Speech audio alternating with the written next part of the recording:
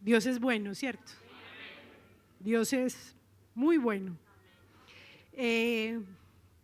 ¿Cuántos quieren oír a Dios esta noche? ¿Qué tal si los músicos me acompañan? Yo sé que ha pasado el tiempo y está un poco tarde, pero ¿qué tal si le decimos que queremos escuchar su voz? ¿Quiere escuchar a Dios esta noche? Dígaselo, dígale: Señor, yo quiero escucharlo a usted esta noche. Quiero escuchar tu dulce voz, rompiendo el silencio en mi ser. Sé que me harías estremecer, me harías llorar o reír, y caería rendido ante ti, y no podría estar ante ti escuchándote hablar sin llorar como un niño, y pasaría el tiempo así sin querer nada más, sin querer nada más, y no podría estar ante ti escuchándote hablar sin llorar como un niño, y pasaría el tiempo así sin querer nada más que escucharte hablar. Y quiero escuchar tu dulce voz, rompiendo el silencio en mi ser. Sé que me haría estremecer, me haría llorar o reír, y caería rendido ante ti,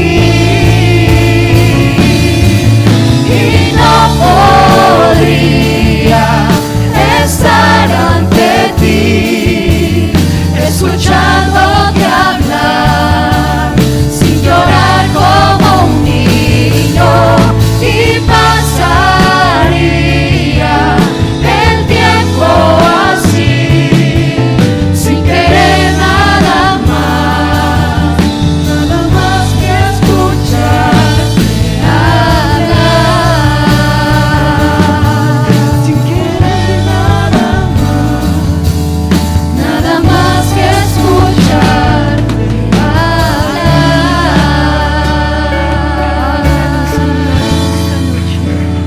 En el nombre de Jesús de Nazaret. Pueden tomar asiento, mis hermanos. Bueno, gracias a Dios por su fidelidad, ¿cierto? Y por permitir tantas cosas que uno no se espera. Vamos a predicarle en el nombre del Señor Jesús. No hemos leído la Biblia, pero los mandé a sentar porque quisiera darle una explicación. Es más, vamos a leer 2 versículos antes de leerlos. Dentro de la psicología, dentro de la psicoterapia, hay una cosa que usamos que se llama principio de realidad. Cuando nuestros pacientes están divagando o están ilusos en cosas que son muy poco reales, nosotros usamos la técnica de principio de realidad como para decirle: venga, asiente los pies sobre la tierra. Entonces yo quisiera que esta noche tuviéramos en cuenta 2 principios de realidad básicos. El primero que quisiera compartir con ustedes está en el libro de Eclesiastés, el capítulo número 9 y el verso número 4. El hermano que está en Decon me ayuda. Entonces vamos a leer ese primer principio de realidad que el Señor nos entrega hoy. ¿Listo? Entonces dice: aún hay esperanza para todo aquel que está entre los vivos, porque mejor es perro vivo que león muerto. Entonces el primer principio de realidad es que los que estamos aquí estamos vivos. ¿O hay algún muerto aquí? Le digo que donde alguien conteste salimos corriendo todos. No vamos para la casa, las puertas las tumbamos, ¿cierto? No hay ningún muerto. Entonces el primer principio de realidad es que estamos vivos, y al estar vivos hay una esperanza. Sencillo, ¿no? Entonces ese es el principio de realidad número 1. El principio de realidad número 2 que quisiera que miráramos está en el libro de Miqueas, el capítulo número 7 y el verso número 8. Miqueas, eso es, y dice: tú, enemiga mía, no te alegres de mí, porque aunque caí me levantaré, aunque moré en tinieblas, Jehová será mi luz. ¿Cuál es el segundo principio de realidad que yo quisiera que usted tuviera en cuenta en esta noche? Siempre hay alguien que está alegre de verte mal, siempre. Siempre hay alguien que disfruta cuando no la pasas bien y cuando no está bien. Si usted lee los salmos, cuando David estaba mal, él decía: mis enemigos se alegran, mis enemigos me rodean y me preguntan dónde está mi Dios, ¿cierto? Entonces el segundo principio de realidad es que siempre hay un enemigo que está todo feliz de que usted esté mal. Listo, vamos a tener eso ahí en la cabeza. En el mundo deportivo hay un deporte muy antiguo que es el ajedrez. En las invitaciones creo que teníamos allí algo alusivo al ajedrez, y hay una expresión muy conocida que es jaque mate. ¿La han escuchado alguna vez? ¿Alguien sabe y nos quisiera compartir qué significa jaque mate? Ninguno sabe ajedrez. De a uno, no escucho. Que gané, que se acabó el juego, bien. Entonces la expresión jaque mate es una expresión que se usa dentro del ajedrez cuando el rey ya no tiene movimientos y ya no puede defenderse del ataque del contrincante y el juego se acabó y el juego no va más. Resulta que en la Biblia hay algunos ejemplos que quisiera tratar. En la Biblia hay un hombre muy rico. ¿Quién es ese hombre muy rico de la Biblia? Oigan, a Israel, es que Donald Trump. Estamos más, Elon Musk. Job, ¿cierto? Y resulta que Job era un hombre muy rico, pero llegó una época donde no estaba tan bien y toda la riqueza que tenía la perdió. Y todos sus hijos murieron, o sea, estaba llevado, Job estaba muy mal. Y aparte llega un momento, su esposa, su compañera, y le dice: ¿sabe qué? Muérase, maldiga a Dios y muérase, ya. Y alguien gritó: jaque mate para Job. También había un hombre muy fuerte en la Biblia, ¿que era quién? Cristian, es que Hulk. Sansón era un hombre muy fuerte en la Biblia, y resulta que desvió sus ojos a una mujer que no era israelita y perdió muchas cosas y lo llevaron cautivo y le sacaron los ojos y lo tenían como burla. Yo creo que el primer bullying de la historia, yo creo que es Sansón, porque lo pusieron allá a que todos los filisteos lo miraran y se burlaban de él, porque de fuerte pasó a ser un ciego, sin fuerza y sin tener ninguna esperanza. Y alguien gritó: jaque mate, porque no había más jugadas para él, ¿cierto? Ya yéndonos al Nuevo Testamento, un hombre que estaba enfermo, muy enfermo, y todo el tiempo, año en año, intentaba sanarse en un estanque que se llamaba el estanque de Betesda, pero su enfermedad lo hacía lento y no lograba meterse al estanque, y otros se metían primero que él. Estoy hablando del paralítico de Betesda. Y año en año, cada que él intentaba y no lograba ingresar al estanque, alguien gritaba: jaque mate. No había oportunidad para él. También hubo un hombre muy importante que pisó esta tierra y que partió la historia en dos. Y fue muy popular Y todas las personas lo conocemos incluso aún. Y partió la historia y hizo sus discípulos y hacía milagros. Pero en un momento fue apresado. La gente escogió un ladrón y lo mandó a crucificar. Y un momento en la cruz lacerado, alguien gritó: jaque mate. Muchos jaque mate, ¿cierto? Y podríamos seguir un montón. Una mujer de 35 años aproximadamente nació, ¿cierto? Y muy temprano en su vida, por ocasiones o por decisiones laborales de sus padres, fue arrancada de su familia extensa y la enviaron a otra ciudad, o se fue con sus padres a otra ciudad.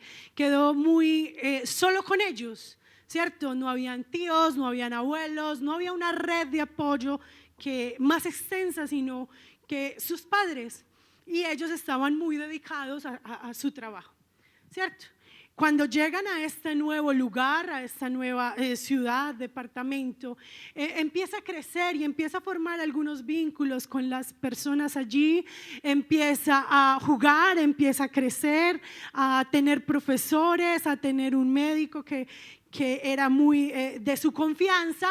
Pero 6 años después aproximadamente, por decisiones laborales de sus padres, a otro lugar. La trasladan a otro lugar. Hay una expresión que es solo jaque, que es cuando se amenaza al rey. Entonces ya tenemos en esta vida 2 jaques. Llega a este nuevo lugar y hace amigos, muy buenos amigos, y empieza a tomar ciertas decisiones porque las primeras de sus primeros años de vida no la tuvieron en cuenta, pero ahorita está un poco más grande y empieza a tomar decisiones desde sus gustos, desde su propia racionalidad. Y hace muy buenos amigos y está muy contenta, aunque vive algunos periodos de gran violencia donde estaban viviendo en aquella familia. Ahora tenía unos 2 hermanos y con ellos vivían una situación de violencia y todo esto le carcomían su vida y le dolía.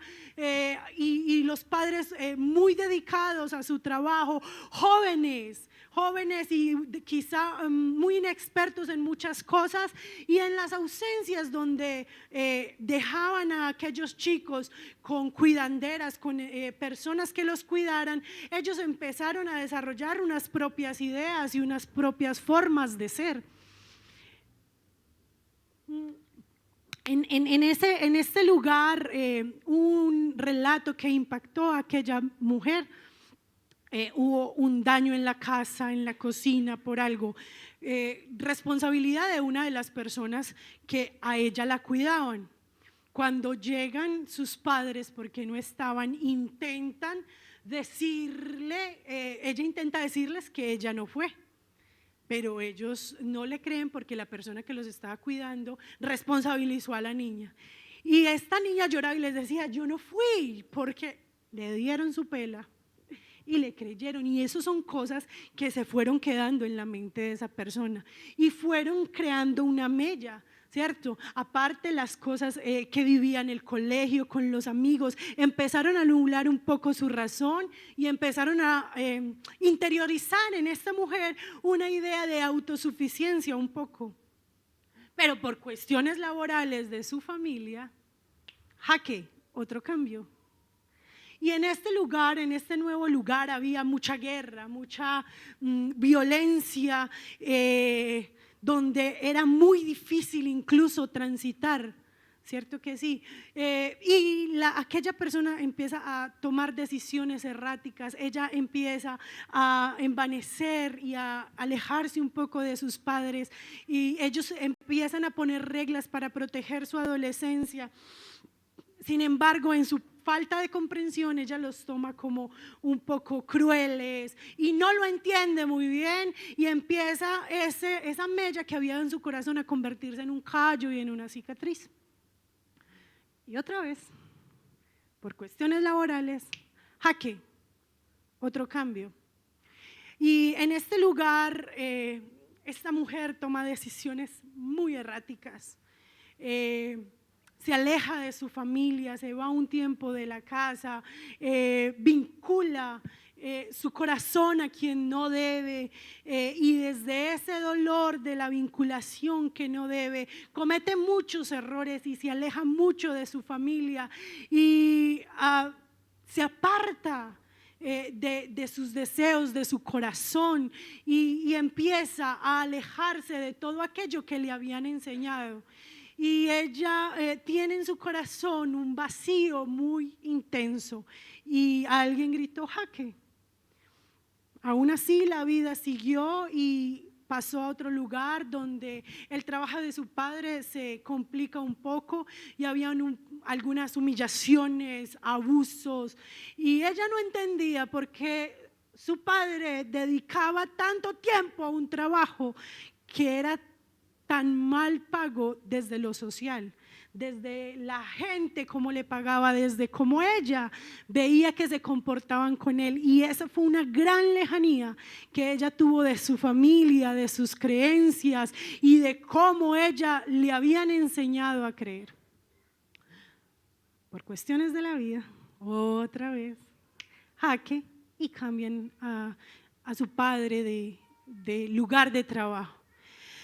Y en este lugar, para no entrar en tantos detalles, ella encuentra un vínculo que pensó muy seguro, mucho, y que se desbordó y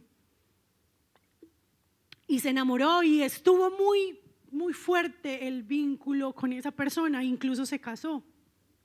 Y empezó a volver un poco a integrarse a su familia, a integrarse a sus creencias, y esta mujer estaba haciendo unos cambios muy felices porque ese vínculo que creía que había encontrado, que era muy tranquilo, que era seguro, que no lo tenía que compartir como el vínculo de sus padres, que lograba entender lo que hacía, ella se aferró mucho allí.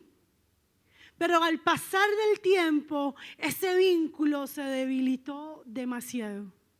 Y en vez de felicidad, era mucho dolor. Y en vez de encontrar paz y tranquilidad, su corazón estuvo en guerra.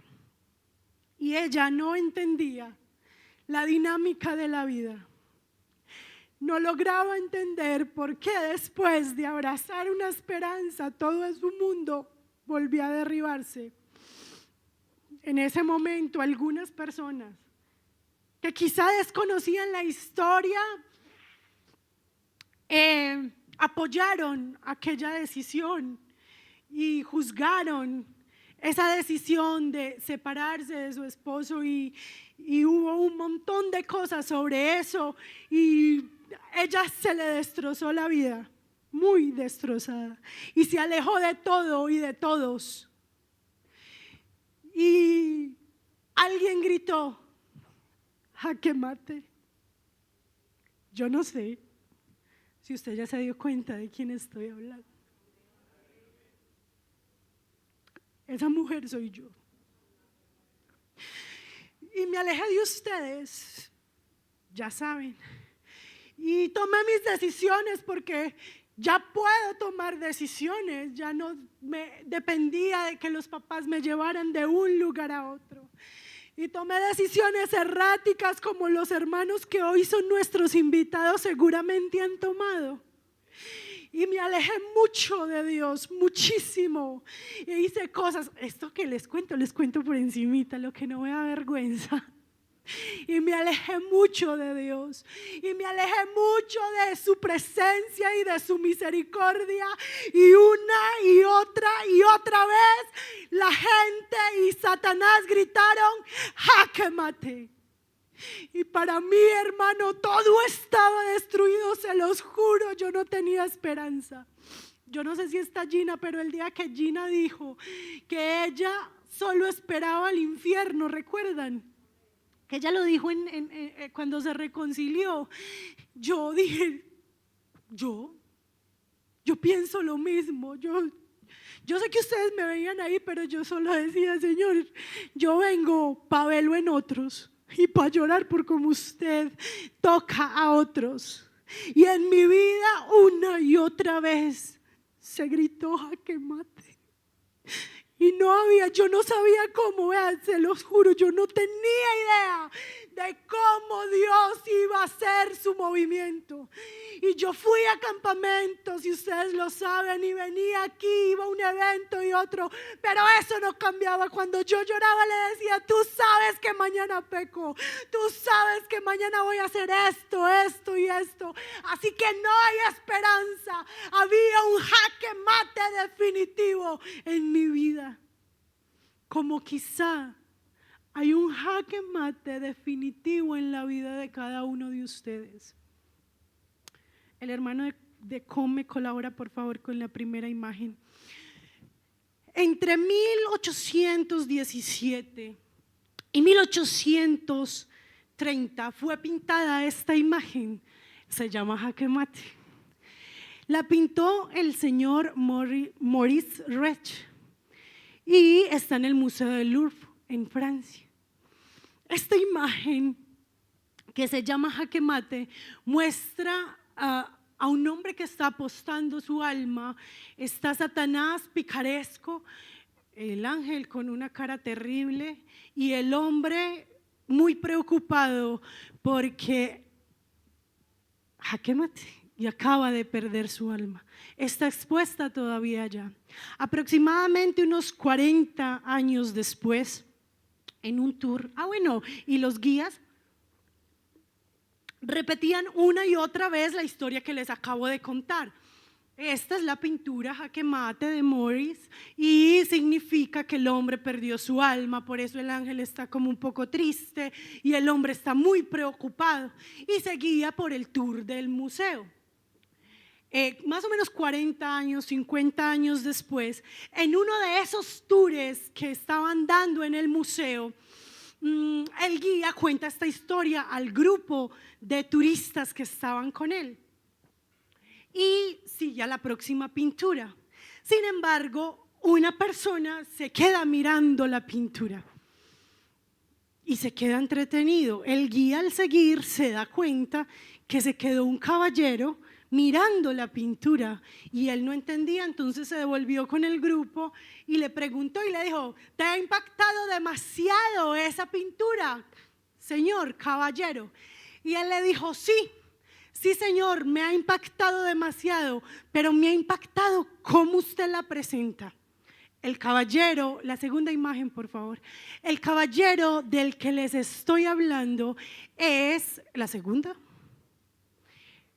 este señor, Paul Morphy, un gran jugador de ajedrez, experto, ganó muchísimos campeonatos. En esa época, 1800, todavía no habían campeonatos mundiales, pero este señor estaba en Francia haciendo el recorrido y era uno de los grandes jugadores de ajedrez de la época. Y cuando el guía le pregunta: ¿por qué estoy equivocado?, el grupo se quedó mirando y preguntó: ¿por qué está equivocada el guía con lo que nos contó de la pintura? Él, desde su saber como deportista de ajedrez, dijo: señor, usted está equivocado porque el rey todavía tiene un movimiento más. El rey tiene un movimiento más.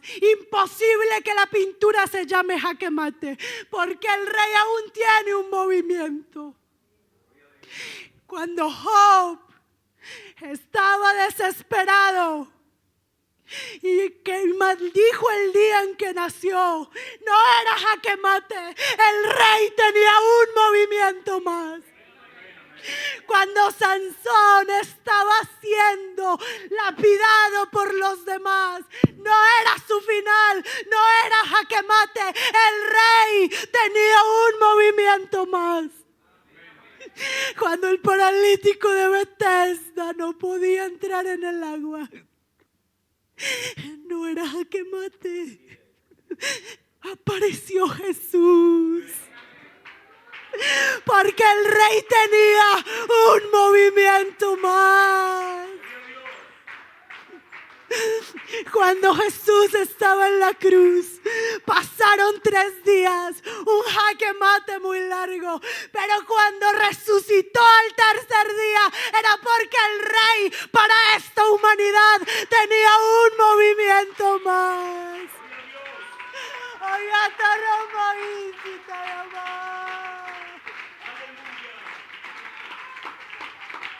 oh, aleluya.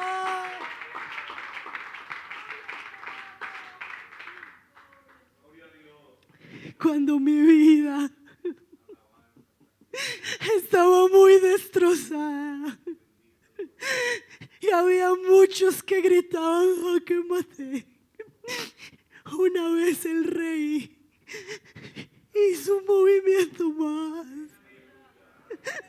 Y aquí estoy por un movimiento más.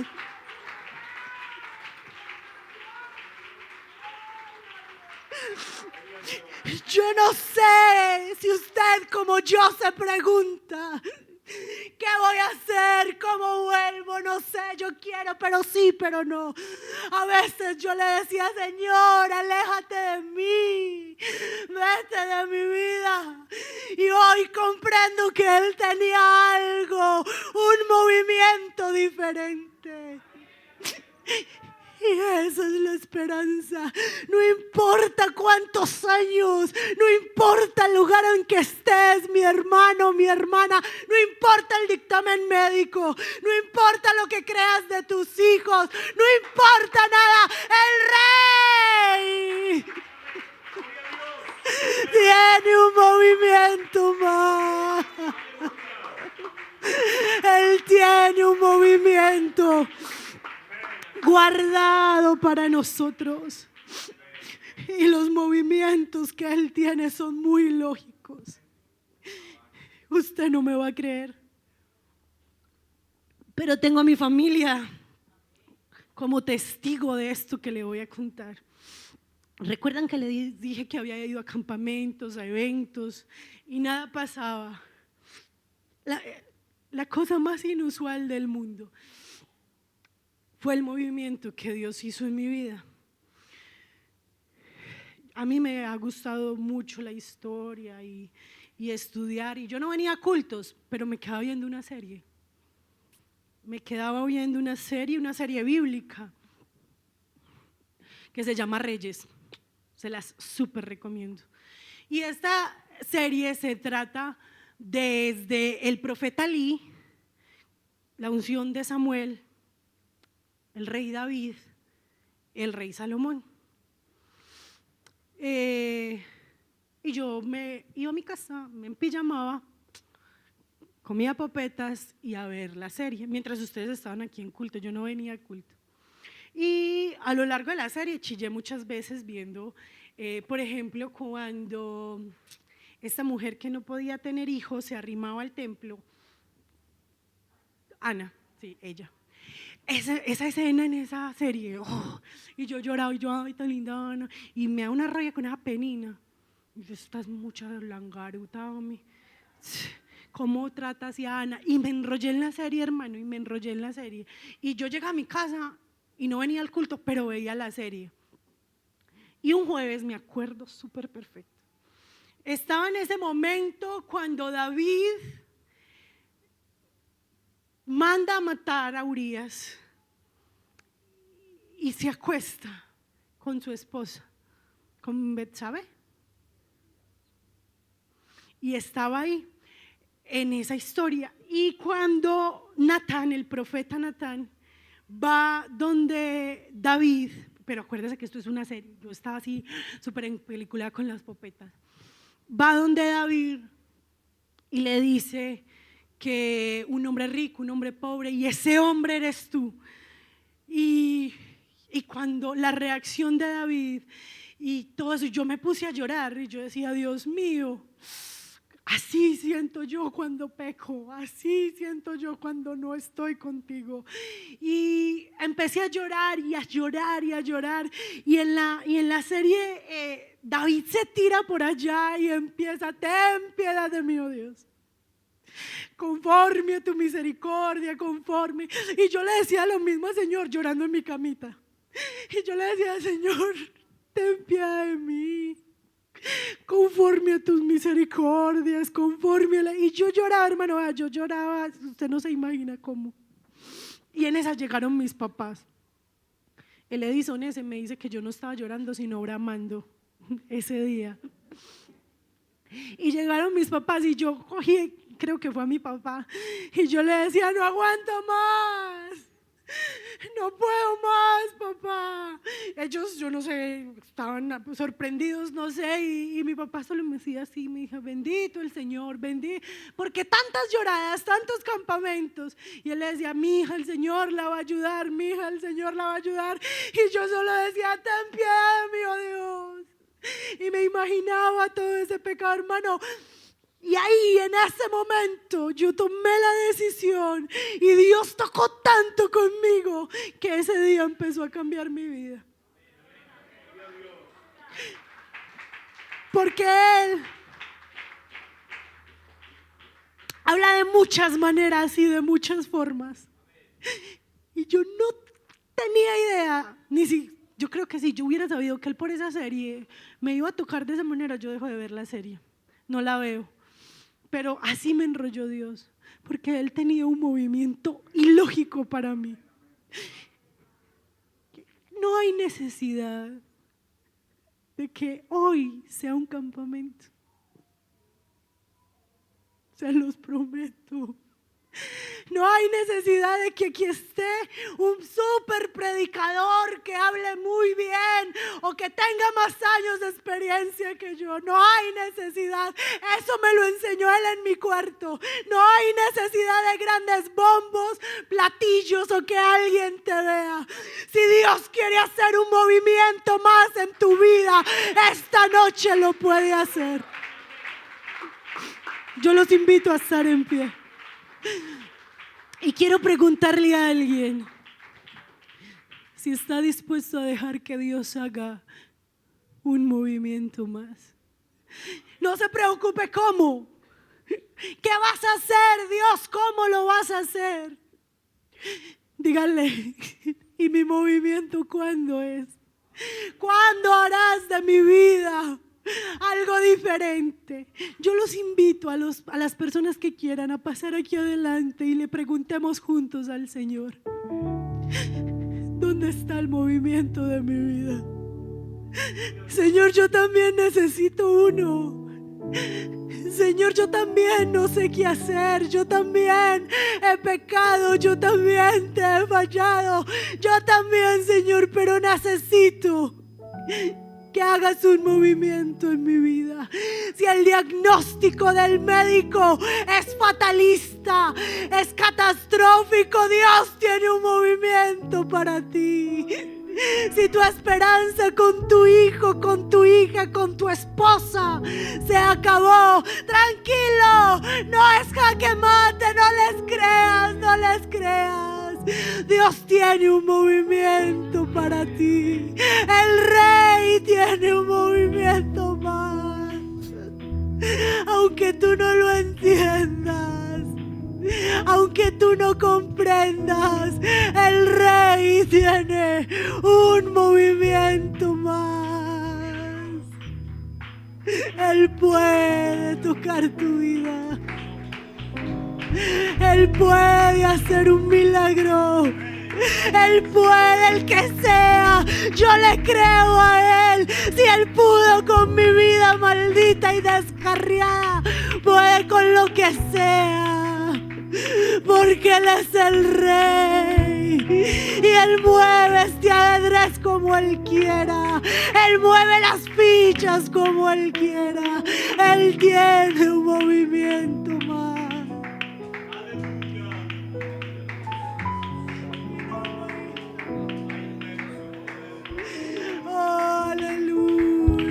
David llamó a Siba y le preguntó: ¿hay alguien en la casa de Saúl a quien yo pueda ayudar? Recordándome del pacto que hice con mi amigo Jonatán. Quiero hacer misericordia, honrando su amistad. Y Siba le respondió: existe uno, mi Señor, que habita en Lodebar, tierra de tristeza y dolor, donde reina la maldad. La miseria es realidad, es una tierra sin sueños, lugar de pavor. David pregunta a Siba: háblame más de este hombre, por favor, ya díganme su nombre. Mi Señor se llama Mefiboset, mas él no puede andar. Es inválido, Señor, no se puede ni arrastrar. Manda llamar a ese hombre, que con él yo quiero hablar. Dile a Mefiboset que el rey lo mandó a llamar.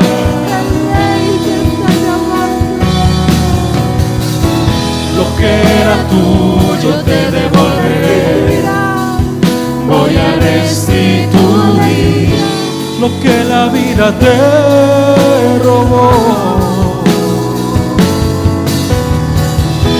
El último en la casa de Saúl ya no será más aquel a quien nadie le da valor. Vas a vivir en la casa del rey, vas a comer en la mesa del rey, vas a vestir las ropas del rey, vas a sentarte al lado del rey. La miseria nunca más conocerás, un adiós a Lodebar tú vas a dar. Tu vida nunca más será igual, el rey te mandó a llamar.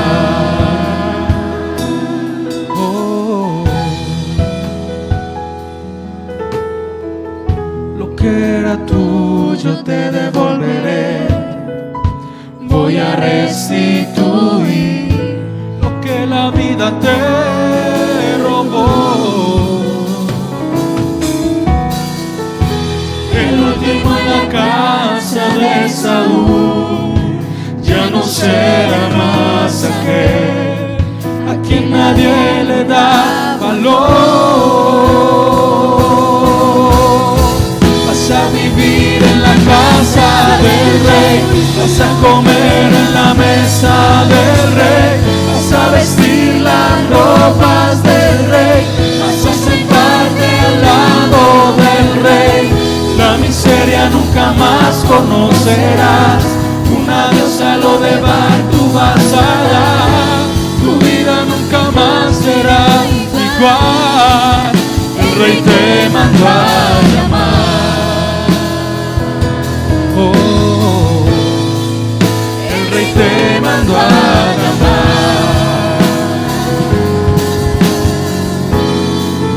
El rey te mandó a llamar.